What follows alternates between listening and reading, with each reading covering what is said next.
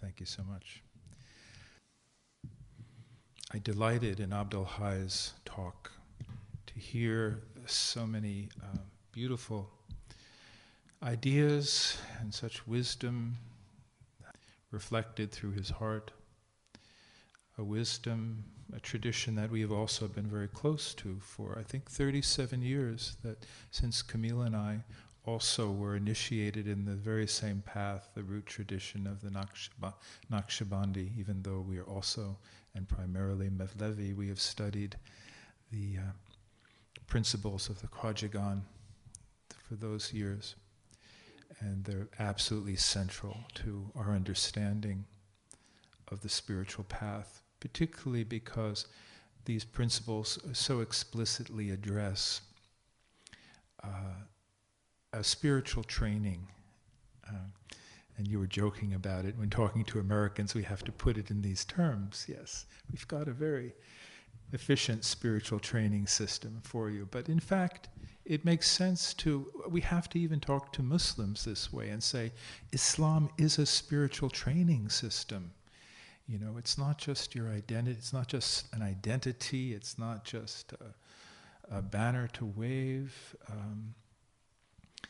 It's not even a theology or a set of beliefs as much as it is a way of being. And ultimately, it's so clear in the character of the Prophet, peace be upon him, and also in the Quran, that the central thrust of this revelation is to teach us how to be in communion with the real, how to open through love and through basira, through that heart vision. You know, when the Prophet initiated people at Hudaybiyah, he said, you know, he used that word basira, you know, and people took his hand, and he said, you know, hand over hand, all the way to God. But we make this pledge, we make this commitment to the way of Muhammad, based on that deep insight and that deep seeing.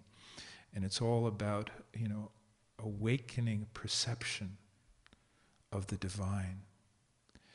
And never think of the divine as some kind of abstract, vast truth. Yes, it's utterly vast and transcendent on the one hand, and on the other hand, it's the tenderest truth. It is the most intimate experience. One of our brothers here grew up in a very strict fundamentalist Christian background, and I said, well, how did you get here? And what brought you to this path? And he said, because it was the most powerful, complete expression of mercy that I ever heard of, I ever found. And that mercy is the way of Muhammad, and we believe not just of a sect, not just of the religion called Islam, but of the primordial religion of humanity. It's the root of all religions. And then it finds a rich and beautiful and full expression in words of people like Rumi. I'm inspired to share with you a ghazal of Rumi that I think captures the dynamic relationship between the individual human soul and this awesome, overpowering mercy. Rumi says, of course this is the divine speaking, it's not Rumi speaking, it's the divine speaking. And the divine says, I've come to drag you by the ear, to make you selfless and crazy, to take you inside your heart and soul. I've come to you, my lovely rose, to be with you like spring, to hold you beside me and to pour some wine for you. What generosity, what love. I've come to to reveal your beauty, your beauty, your beauty, your beauty to everyone around here. And just as the vows of lovers promise to take you above the sky. A little footnote here. How many religions focus on the corruption of the human being, the sinfulness of the human being? Yes, it's an aspect of ourselves. No one's denying that. But the religion of fear that drums into us a sense of unworthiness and shame, and that thrusts us into the fearful part of our mind, may not lead to God. To know that we're loved, to know that we were created by love, in order that this love and mercy would be known by us, would be revealed to us, is what allows us to accept our faultiness, our weakness, our mistakes. But let me go on. Who is this rose but you yourself? The power to command is with you. Even if no one else knows you, once you are me, I recognize you. You are my spirit and my soul. It is you who recites the Fatiha for me. It is you who recites the Fatiha for me. So become the Fatiha now, and I will call you in my heart. You are my catch, even though you try to run from my trap. Come, return to the trap again, or I'll drive you towards it. There's no escape. The Lion of Spirit said to me, now this is Rumi talking. He shifts voices. The Lion of Spirit said to me, you are a precious deer, but go. Why are you running around me? I will rip right through you, the divine says. Or embrace your wounds, right? You talked about it. Or embrace your wounds and charge forward with the shield of holy courage. Don't listen to anyone else. I will give you all the arrows you need. From the dust of the threshold to the perfection of being human, there are 1,000 abodes. From city to city, moment by moment, I will show you every step of the way. Say nothing. Don't take the lid off the pot. Simmer well and be patient while I cook you. Don't you know that in essence you are a fearless lion, veiled by the body of a deer? Don't you know that you are a fearless lion, veiled by the body of a deer? And I will take that veil away. So, Rumi is, and other great awliya, known and unknown, are the fulfillment of all the revelations of all the prophets, and in particular the revelation that came with our beloved prophet. He is of the same DNA, the same spiritual DNA. This is not a different message. This is not something other than the root of the root of the root of the deen, of the religion. Now, inspired by those words and feeling perhaps the hope and the reassurance that you are meant for this journey, that it's not so impossible. It's difficult, but it's easy compared to all the other choices. it's easier than tormenting yourself, and it's easier than being tyrannized by your own nafs. You know, it's a discipline, it's a path of methodical pursuit. But it is also the way of happiness. And it is also the way of turning suffering, the inevitable suffering of life and the inevitable pain of life, into a maturity of the soul. As Abdul Hai says, you know, our pain, we begin. If we didn't have this pain, we wouldn't search, we wouldn't yearn, we wouldn't, you know, we would be playing golf today somewhere, not thinking about these things.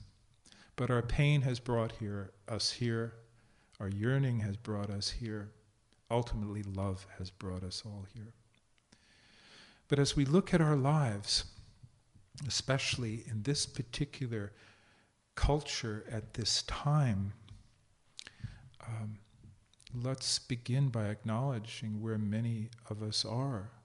One of our brothers came up to me in the break and he said, Kabir, could you, instead of talking from your perspective, could you talk from our perspective? He said, you know, month by month I have a bottom line to meet of profitability, and I'm measured against this. In other words, in the workaday world, there's incredible demands made on us. And we are a culture that has made an idol of work, to such an extent that in this culture, more than in most, people are identified with their work, with their jobs, with their positions. It's rampant. And yet our way is not a way doesn't require us to leave our lives and become hermits or monks, you know. Our way is the way to be in life, to be among those whom neither business nor profits distract from the remembrance of God. So that's from the Quran, it tells us that. But we have to acknowledge the fact that our individualities are so much shaped by the demands of our work, the expectations of society around us, and we become enslaved to these things. And we are looking for another way, especially in these times as everything is accelerating. You know, the pace of change, the production of new knowledge, and the bombardment of information is overwhelming. And we need really to have this inner discipline, we need this inner practice, a specific inner practice to begin to keep in balance. Our first public Baraka Retreat was exactly that theme, finding our balance. So let's talk about balance a little bit in a very practical way.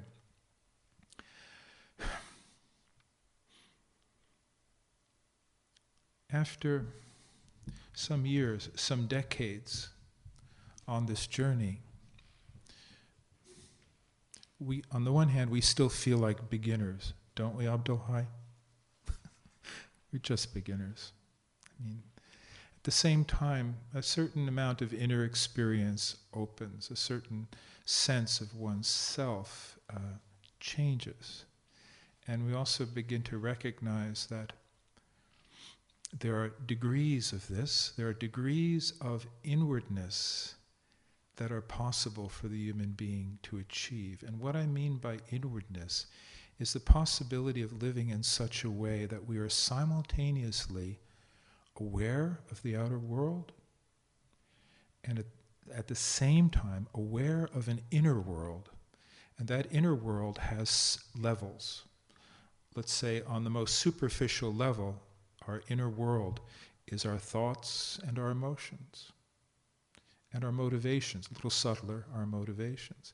So the person on the spiritual journey, the person of the spiritual path, at first begins to develop an awareness and an interiority where we have an acute sense of what's going on within, without necessarily losing awareness of what's going on outside. Although we develop this sometimes through focused practices like muraqabah or meditation or zikr. Zikr being the repetition of the divine names and other formulae, where we put our complete attention on La ilaha illallah, La ilaha illallah. We give our complete attention to that, and everything else falls away eventually, maybe not at first.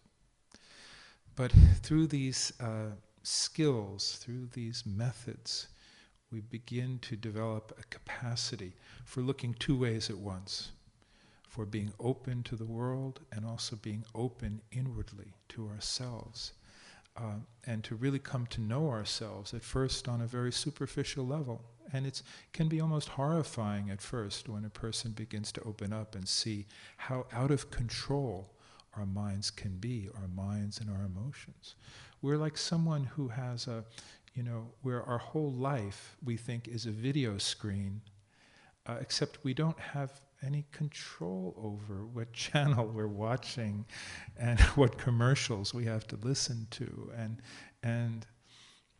it's just there, and we're identified with it. And particularly people who are so totally externalized in their attention. What I mean by externalized in their attention, I don't mean that we don't have thoughts and emotions, but we mostly think it's all in response to what's out there, how we're being treated by others, how we're being seen by others, how we're doing at our jobs and our careers and all of this stuff, and then we have inner reactions to that. But fundamentally, we are oriented outwardly. We are engaged with this outer world and everything. Our lives are external, and we have very little control, and we try to not think about things we don't want to think about, and think about the good things, and do the good things, and don't do the bad things. But it's just this uncontrollable state of randomness, compulsion, reaction, desires. And even our desires are conflicting. One desire conflicts with another. You can never satisfy them all. You can't even harmonize them all. So this is the human situation, and increasingly so in this contemporary, more or less godless world, outer world that we live in. And even among the beautiful Muslims, faithful people who really do their best to follow the deen and keep up their practices, even there, this interiority often seems to be lacking. The connection to inner stillness is absent. And it may be that a century or two ago, with our grandparents or great-grandparents, they lived such a life. They were surrounded by a culture that was saturated with this remembrance, and they lived lives where they made things, and they raised crops, or they fashioned things, and they did real things, and not just in their head and on their computer screens. There was a bit more peace, there was a bit more, even though life was difficult, there was a bit more balance and sanity, because the human being was being used the way it's meant to be used, and all of our senses were operative. And our relationships were more humane, more natural. There was more time for these things. But now we live in quite a different world, and the demands on us are even greater. To find that interiority and to both create that inner space, which is centered in the heart, and through the heart connected to the infinite. The heart is our connection to the infinite, to Ruh, and from Ruh to the whole, the oneness of existence. But we need a purified heart, a strong heart, in order to develop what I'll call a coherence of being, a coherence in ourselves, so that when we become still and we refer to ourselves, not our nafs self, but our deeper self, when we look in, when we go in, what we find there is what we're looking for. we find our connection to being, to, and I say being, that's just, it's wujud in Arabic. And it's interesting that wujud, which means, on the one hand, it means existence, everything that exists, but what it really means is being beyond this existence, because we can experience, we can perceive that what is truly real is not all this stuff that changes and comes and goes. Everything is perishing. Everything upon it is perishing except the face of your Rabb, your sustainer, Zul Jalali wal Ikram, the magnificent and most generous. Everything else is perishing. All this is perishing. What is most real is something beyond circumstance, something beyond conditions, beyond physicality. We are meant to know that. We are meant to be experiencing that, because we've been given a heart that is for that purpose and that purpose alone, to be able to experience that there is something beyond circumstances that is satisfying, that is nurturing, that is infinitely compassionate. And every human being has the capacity to know that. And moreover, every problem of life is in a sense due to a disconnection with being. All our troubles, all our worries and fears are due simply to a disconnect from being itself. That's why in that theme of our gathering, which is, and the garden shall be brought near, it says, and the garden shall be brought near, not far. For whom? Likuli awabin hafiz. Those who turn and reconnect. Awabin is like tawab. Those who turn back to the real, turn back to being, and those who hafiz, those who preserve this connection. And it's amazing, because I saw this morning. Renew and preserve. So this is it. We didn't put this here. But years of hard work tell us. Renew, which is turn. The only way to renew is to turn. Tawab. Awabin wa hafiz, preserve. This is exactly the ayat we're focusing on this weekend, in order to know that the garden is near. And so we have this this situation that we are all in to one degree or another, where we have lost this interiority, we have lost this capacity to have a heart that witnesses, that we have externalized our concerns, we are living out there and in our reaction to what's out there, and we have neglected to cultivate,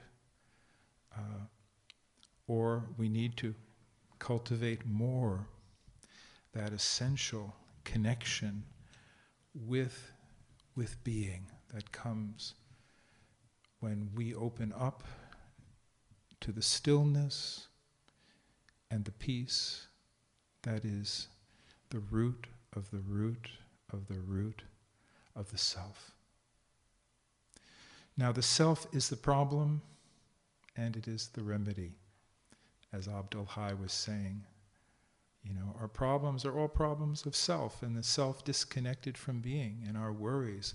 And some of the characteristics of the time we live in, this time of acceleration and intensification, and now I'm talking not about us, but also about us, but I'm talking about our society, particularly this country. People are living in fear. many of these fears imaginary, many of these fears part of a kind of social hypnosis that comes through our media. We're taught to fear. People of faith don't fear. Really, people of faith don't fear. I once saw a report on CNN where the CNN reporter went up to a man, and this was during the bombing of Baghdad, and he said, "Aren't you afraid? Aren't you afraid?" And he's a good Muslim. He said, "No, why should I be afraid? It is written, when I will die, either I will die or I won't die. Why should I be afraid of that?" Well, it can be that way for all of us. Another characteristic of our time is a sense of hopelessness that derives from our inability to have an effect on the outer world, including politics and consumer society. We all see what the problems are, but nobody knows how to change them. It's like we're headed off a cliff and nobody's at the controls. So people rightfully feel, in some way, a sense of hopelessness added to that fear. And this is simply the reality of many people's lives, and we are all, no one is immune from this, no matter how deep your spiritual practice. No one is completely immune to this because we share a psychic atmosphere. We are not separate from the woes and the worries of humankind. Several million people potentially starving in Somalia right now, for instance. So there's so much going on. I want to share with you a principle that I hope will, in a way, capture in a simple way the situation of our individuality and its relationship to the real, to being. To put it simply, the process of spiritual development is a process of aligning our nafs, our individual self, with Ruh, with spirit, the spirit that is at the core of our being. A process of aligning the self or ego. By ego, I just mean our I-ness, not a bad thing necessarily. The process of aligning our self with our highest self, with the pure spirit, which is like another pole of our being. So often we say that each of us is like a pole, an axis that extends from this material existence, where each of us has a face and a body and a life history, a personality, at one end of this pole, and this pole runs through all of these levels of reality, of increasing subtlety, through the mental, the emotional, the spiritual, and even finer realms of existence, the realms of the divine attributes, and finally all the way to pure spiritual non-existence. That pole is you. That whole pole is you and your being. And at one end is a self, and at the other end is the infinite. And the infinite has a need of this self. The infinite relies on these selves to bring its qualities into expression into this world. And the infinite created this, created all of these selves, all of these individuals for a reason. Now, it's interesting, the Sufis talk about fana. And when people talk about fana, or annihilation of the self, usually followed by baka, the subsistence of what remains after the annihilation of the self. I think sometimes we get confused about this, and there are a lot of perhaps distortions of this beautiful truth of fana. One distortion would be the kind of obliteration of individual qualities into a qualityless uniform selflessness. And you can find that in cults. You can find that in some what I'll call pathological manifestations of religion, where human beings are turned into kind of templates or cookie cutter reproductions of some notion, some ideal. And this is one kind of denial of individuality. It's an artificial and unreal denial of our individuality. It's an imposition of a concept of fana and not the real fana. It's interesting too that if you look up fana in the Quran, I got curious. I wondered, is fana really talked about in the Quran as many Sufis talk about it? And I found out, no, the Quran doesn't talk about it this way. The only time the Quran mentions fana is when it says, and upon it, this earth, everything is fani. Everything is passing away, except the wajh, the face of your Rabb. Everything else is passing away. So fana is not something that's stressed in the Quran, but the Sufis picked it up and applied it to themselves. Not that they're wrong about that, but what is this? What is the nature of this fana? Could this fana, this annihilation, really mean the erasing of all individual attributes? If so, why did Allah create so many distinct individuals? Is that a purposeless creation? In one sense, individuality looks like the supreme manifestation of Allah's creativity, because there are so many unique beings. And then you look to the great awliya, those who became the true friends of God, the true saints and prophets and masters of the spiritual life. Did they all become personalityless? Did they lose their individuality? Or was there an individuality, an expression of something quite mysterious and creative and beautiful?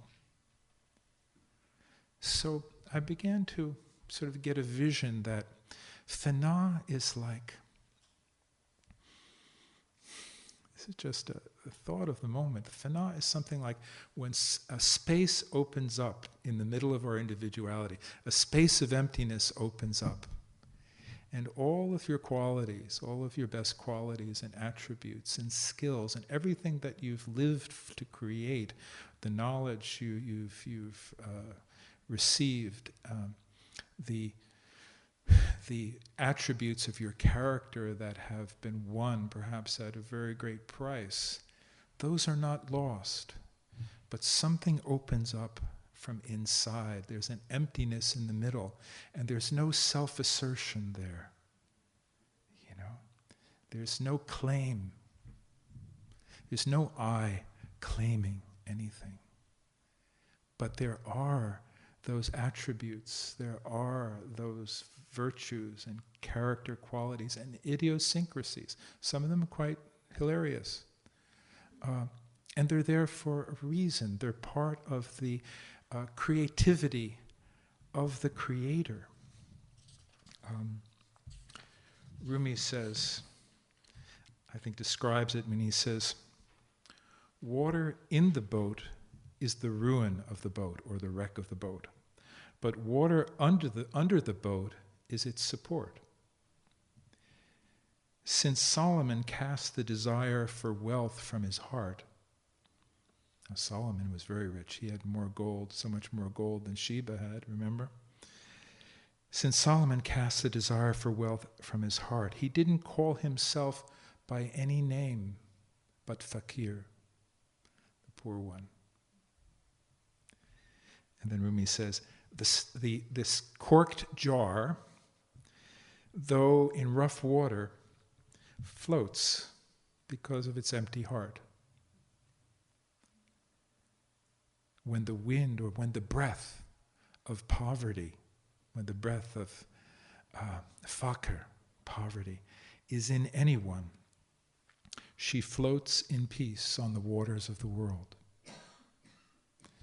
She floats in peace on the waters of the world. So the breath of poverty, the breath of emptiness, the breath of non-assertion, of not claiming anything for yourself, and yet along with that, the ripened human being and all of the experience that a human being goes through both our great joys and happiness and our grief and disappointment in life and humiliation in life, all of that is not wasted.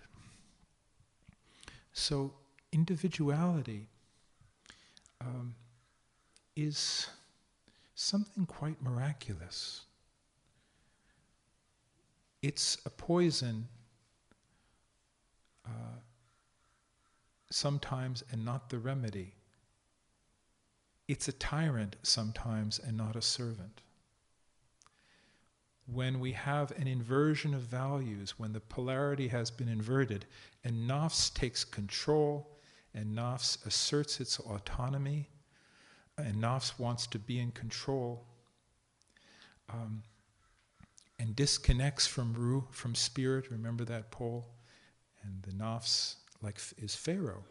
When Pharaoh takes control and says, I am God, and you're not, that's the inversion of this connection, of this access. But when we have the right polarity, when it is ruh, which is the active force, wala hawla wala quwwata illa billah al-aliyyil azim, there is no power nor strength except with God. Then the self becomes the manifestation in alignment with God. And so spiritual development is the increasing alignment between the nafs and the ruh.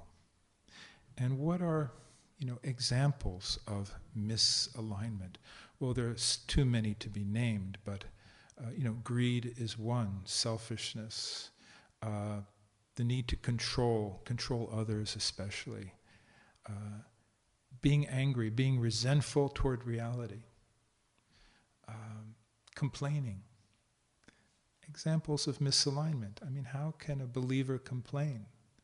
What is there to complain about if you trust that God has given you this moment and these circumstances, especially for the education of your own nafs, of your own self? And every self is going through this education. And there are two ways, well, broadly speaking, there are two diametrically opposed ways to be a self in this world. And one way leads to increased bitterness, complaining, resentment, separation, isolation. And some people grow old in this way. And the other way is, as it's said, when the eternal scales do the weighing of our lives, our wealth, our job, our name, our fame, will not weigh for anything, will not weigh anything. The only thing that will weigh and have weight in that balance is our patience in adversity and our gratitude. Because with patience in adversity and patience in joy, patience in well-being, as well as our gratitude for everything, is what is going to prove and be evidence of that alignment between the self and spirit. Camille, do you have the copy of the Weird? Do you have a copy of that? And do you know I have prepared the following words. Could you read that for us and maybe take Ali's microphone there? I would just like to hear, I'd like you to hear a passage that we read every day in the Mevlevi Weird, but it'll be familiar to you. Camille? This is an example. We want to know what alignment is. The alignment between the self and the divine. I think this describes it beautifully. I have readied the following words. Facing all fears, there is no God but God. Camille, come up here instead.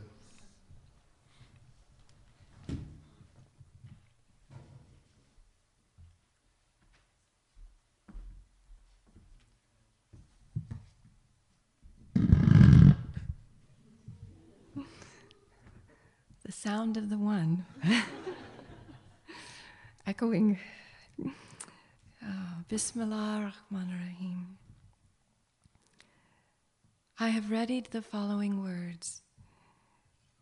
Facing all fears, there is no God but God. La ilaha illallah. Facing all sorrows and sadness, may it be as God wills. MashaAllah. Facing all benefits, praise be to God. Alhamdulillah. And facing all abundance, thanks be to God. Shukrulillah. And facing all astonishment, God is subtle, beyond all knowing. Subhanallah. Facing all sin and error, I ask God's forgiveness. Astaghfirullah.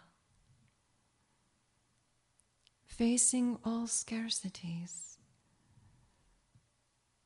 God is enough for me.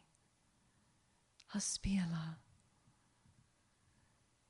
Facing all calamities, we belong to God, and to Him, her we shall return. Inna lillahi wa inna ilayhi rajiun.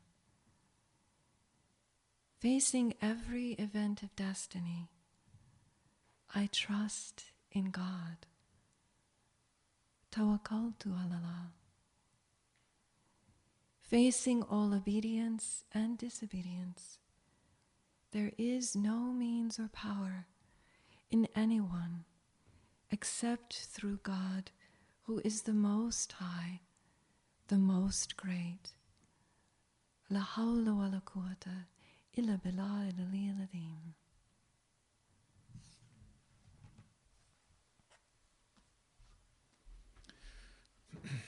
So, suspended as we are between paradise and catastrophe, we have a living tradition of wisdom, of truth,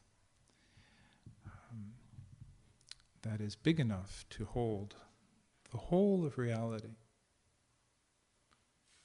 and whatever may come our way, whatever circumstances we face in this life. And I'm going to keep coming back to the garden. Maybe each time we hear it, it will have a little bit more depth. The garden, and by the way, the garden, don't think of necessarily a little bunch of patch of carrots.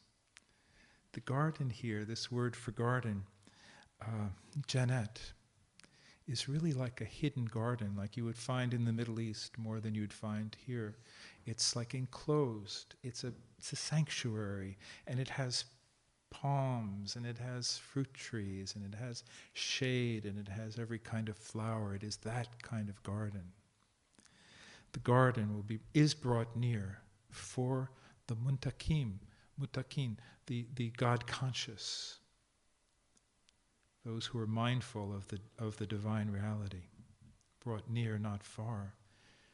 This is what you are promised for everyone who turns and preserves,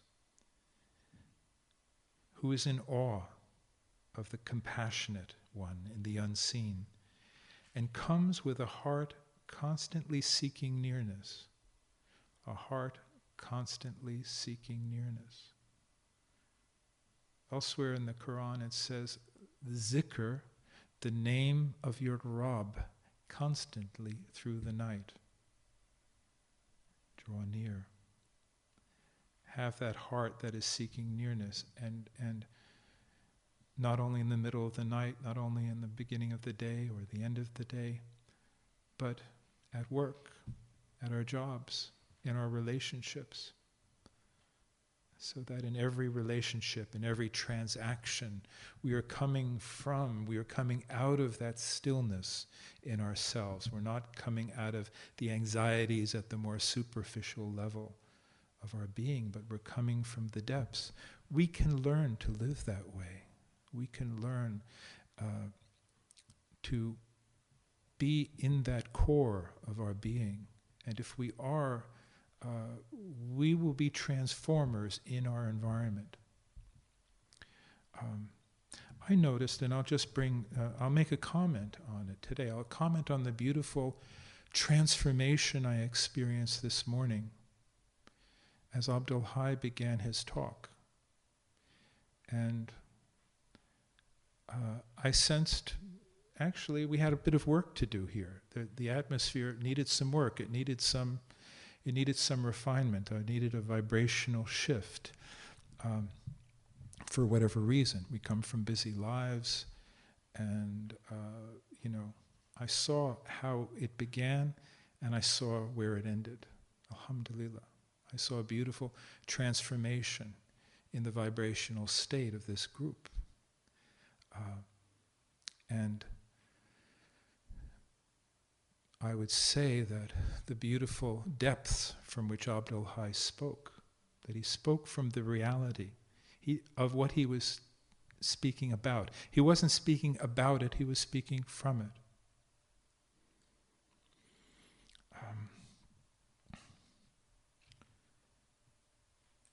And so transformation is essential in this life. That is the work of the friends of God, is to be transformers in every situation.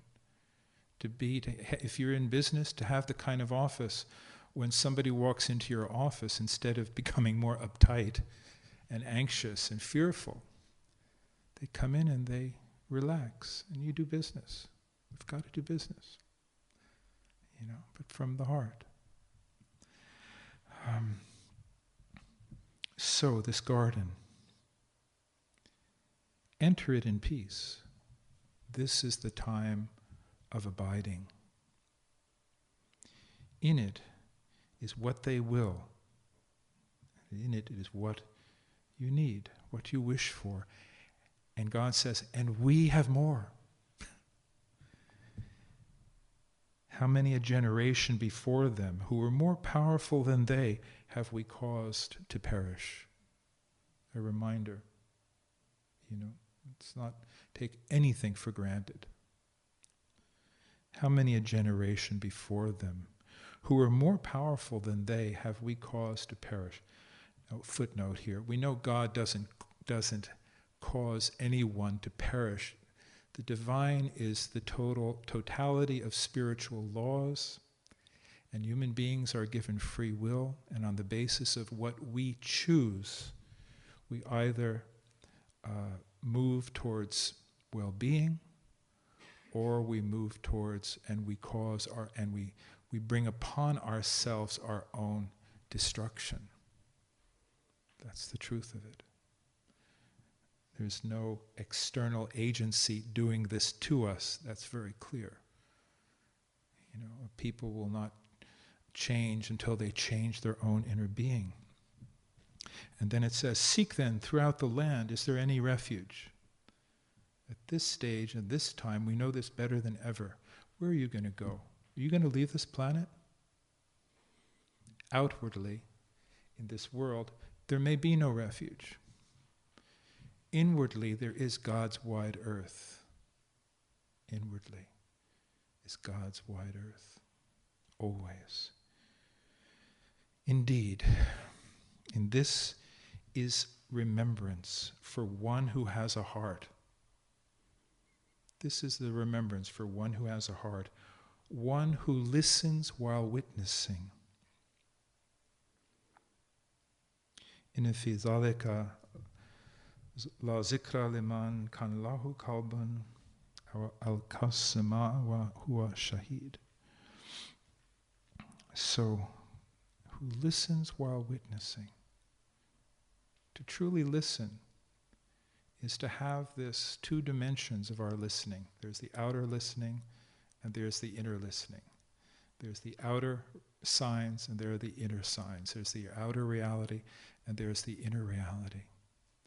And the spiritual work that we must not neglect and that we should value and love is the work of clearing the heart, of breathing out what we need to let go of, in order to come back to that stillness and silence that is our very being, the disconnection from which is the root of every problem and every fear and every loss of hope.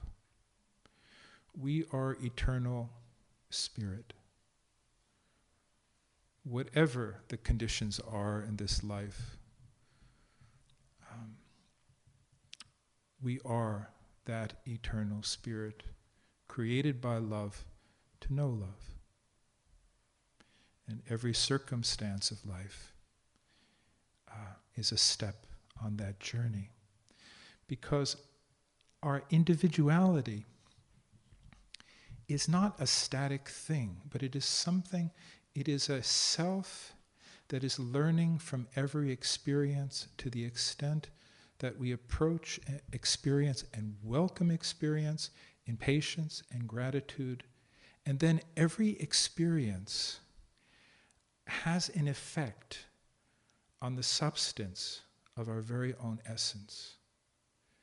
And that the human essence is something very precious because the lived experience of each one of us, if that lived experience is with witnessing, it brings a richness, it brings a maturity into the very self of each human being. And when we live with faith, when we live with a qibla, when we live with a direction, which is the divine, the real, then the human being begins to develop a coherence of the soul, so that every part of ourselves is connected to that center, to that divine reality. And with that coherence, there's a beautiful sense of peace, of well-being, of strength, a transformative power, and a self that keeps being transformed, moving from stage to stage with and by the guidance of God. One of the great exemplars of this, who was also the teacher of Mevlana Jalaluddin Rumi, was Shams of Tabriz, a being who had no history before he met Rumi and no history after Rumi. It was like Melchizedek, who brought enlightenment to Abraham, whom Abraham immediately recognized as a spiritual authority. Shams was someone created by the by the unseen, educated by the unseen for a specific purpose, to bring a truth to one human being, to transform that one human being so that he would be capable of giving that truth, which was none other than the truth expressed by the Prophet Muhammad, peace be upon him.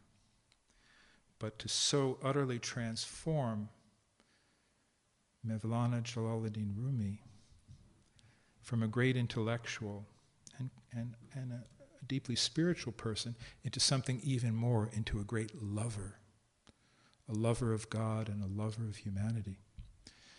That was Shems's role, his one job, yet one job in this life. So here I'll close with a few words from Shems of Tabriz. And of all of the great Sufi saints, I know of no Sufi saint who loved the Prophet more than Shems. That's worth mentioning. He's very explicit about that. I only mention that because some people in the popular media portray him as a kind of wild man, eccentric, beyond religion and so forth. No, that's not who he was. He says, this is proof of it, the worship and work of Muhammad, may the peace and blessings of God be upon him, was to be totally immersed in divine contemplation. And our Prophet is all clean body. I have lived the pleasure and the taste of this. And yet my words are also for others and some other time, simultaneously. The truth is not bound to time. The truth does not die. Even the beloved Prophet hasn't spoken as openly as I have. This, however, is not a weakness of his. Perhaps he didn't have the time to elaborate and explain these meanings, because he was occupied with so many other things. For me, there's no obstacle to my explaining it clearly. This work is the work of the heart. The service is the service of the heart. And servanthood is servanthood from the heart. But one can reach that universe of divine contemplation only through annihilating oneself in God Almighty. Our beloved Prophet knew that the happiness of divine contemplation is given to very few servants.